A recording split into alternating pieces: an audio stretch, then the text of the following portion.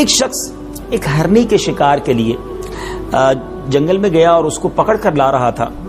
نبی پاک علیہ الصلوۃ والسلام کی بارگاہ میں پیارے آقا کے قریب سے جب گزرا صلی اللہ تعالی علیہ وسلم تو اللہ عز و جل نے اس ہرنی کو قوت گویائی عطا کر دی.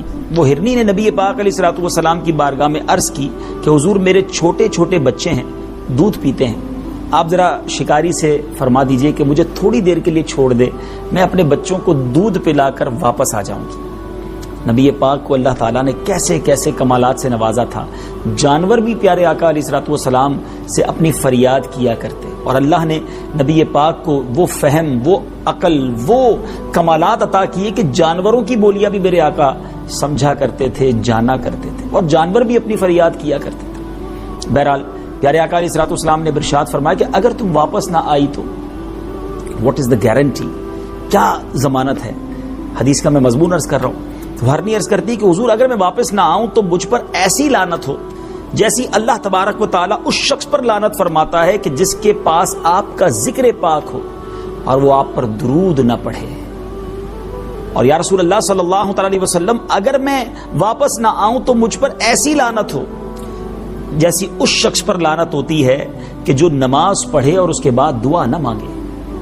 پیارے آقا علیہ الصلوۃ والسلام نے اس شکاری سے فرمایا کہ اس ہرنی کو چھوڑ دو, میں اس کی ضمانت دیتا ہوں, یہ تھوڑی دیر میں آ جائے گی. وہ ہرنی چلی گئی. وہ ہرنی تھوڑی دیر بعد پھر واپس آتی ہے بچوں کو دودھ پلا کر, اور گویا اپنے آپ کو آ کر شکاری کے پاس سرنڈر کر دیتی ہے. اب یہ واقعہ یہاں تک تو بڑا ایمان افروز ہے, مگر اس کا اگلا جز اور خوبصورت ہے. حضرت جبریل امین علیہ الصلوۃ والسلام نبی پاک کی بارگاہ میں حاضر ہو کر عرض کرتے ہیں کہ یا رسول اللہ صلی اللہ تعالی علیہ وسلم, اللہ تعالیٰ آپ پر سلام فرماتا ہے اور یہ ارشاد فرماتا ہے مجھے اپنی عزت اور جلال کی قسم میں آپ کی امت پر اس سے بھی زیادہ مہربان ہوں جتنی یہ ہرنی اپنے بچوں پر مہربان ہے. اور یا رسول اللہ میں آپ کی امت کو آپ کی طرف لوٹاؤں گا جیسے کہ یہ ہرنی آپ کی طرف لوٹ آئی ہے. اللہ اکبر. کتنی ساری خوبصورت باتیں سیکھنے کو مل رہی ہیں. نبی پاک کا اعجاز, پیارے آقا کا کمال, معجزات, سبحان اللہ. جانور گفتگو کر رہے ہیں, پیارے آقا سمجھ بھی رہے ہیں اور ان سے بات بھی کر رہے ہیں. سبحان اللہ. رحمت للعالمین جو ٹھہرے, سب کے لیے رحمت ہے نا. اچھا پھر دوسری بات, ماں ہوتی ہے. دیکھیے نا, اس ہرنی نے یہ نہ کہا کہ حضور مجھے چھڑوا دیجئے, عرض کی حضور میرے چھوٹے بچے ہیں, دودھ پیتے ہیں, مجھے تھوڑی دیر کی اجازت دلوا دیجئے. اپنی جان کی پرواہ نہیں ہوتی ماں کو, چاہے وہ جانور کی ماں بھی کیوں نہ ہو. لیکن آج انسان اپنی ماں کی قدر نہیں کرتا. قدر کیجئے, کوئی نعم البدل نہیں ہے دنیا کا. ماں کا پیار کسی اور طرف سے مل ہی نہیں سکتا. پوچھئے ان سے جن کی ماں چلی گئی ہے. ماں ہوتی ہے. قدر کیجئے, دعائیں لیجئے, خدمت کیجئے, کبھی دل نہ توڑیے گا. یہ دعا کر دے تو طوفان ٹل جاتے ہیں. پھر کہ اس ہرنی نے جو ضمانت کے طور پر جملے کہے کہ حضور مجھ پر ایسی لعنت ہو جیسی اس شخص پر لعنت ہوتی ہے جو آپ علیہ الصلوۃ والسلام کا ذکر سنے اور درود نہ پڑھے. اب ایسے بہت سارے ناظرین ہوں گے نبی پاک پر درود پڑھنے میں سستی کر جاتے ہیں. ہمیشہ عادت بنائیں کہ نبی پاک صلی اللہ تعالی علیہ وسلم کا جب بھی نام سنے درود پڑھیں.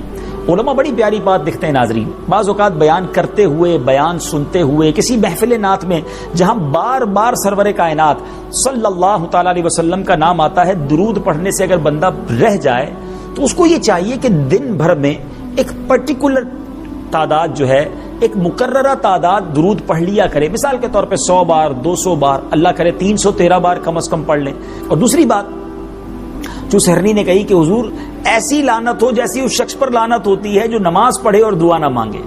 یاد رکھیے, نماز پڑھنے کے بعد جو دعا کا وقت ہے یہ مقبولیت کا وقت ہے, مانگنے کا وقت ہے. اور رب کی شان دیکھو نا, دنیا میں کوئی بار بار مانگے ہمیں اچھا نہیں لگتا. اللہ کریم ایسا ہے جس سے جتنا مانگو اسے اچھا لگتا ہے. تو کریم ہی جو ٹھہرا تو کرم کے کیا ٹھکانے, تو نوازنے پہ آئے تو نواز دے زمانے. یہ میرے کریم کی ذات ہے, پھر کیوں نہ مانگے. اور پھر اگلی بات کتنی پیاری ہے کہ یہ ہرنی اپنے بچوں پر جتنی مہربان ہے یا رسول اللہ, اللہ فرماتا ہے میں آپ کی امت پر اس سے زیادہ مہربان ہوں. سبحان اللہ. پھر کیوں نہ آپ اپنے رب عز و جل سے محبت کریں, اس کی بارگاہ میں سر جھکائیں.